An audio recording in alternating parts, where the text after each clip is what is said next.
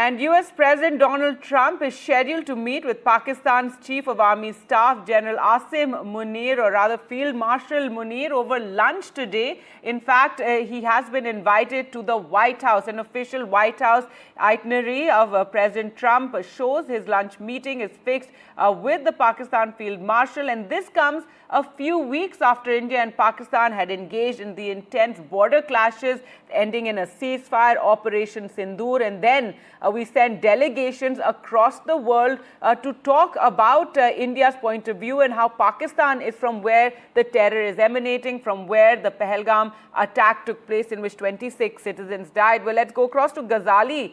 And now for more in Ghazali, just coming weeks after that, and after India trying to put forth its point of view and how we are a victim of terror from Pakistan, now you have Asim Munir. We've been covering how he is in the United States, and today he's been invited for lunch at the White House.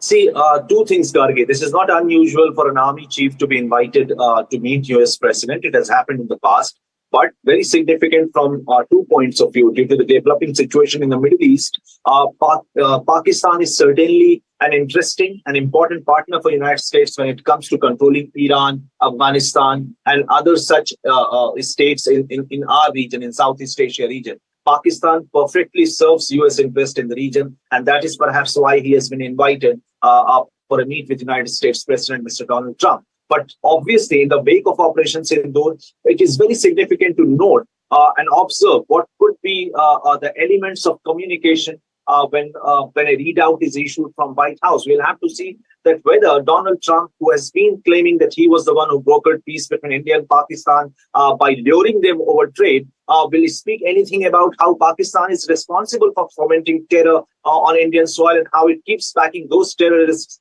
who have been sanctioned or facing sanctions from US, from UN and other global forums. So that would be something which will certainly expose the kind of a stand US takes when it comes to terrorism, and when it comes to terrorism sort of backed by their own allies. Pakistan is one of their allies. So we'll have to see whether Donald Trump calls Pakistan out when it comes to terrorism and what kind of strategies and discussions happen related to Middle East as well, as Israel and Iran are already engaged in a 5-day war as of now.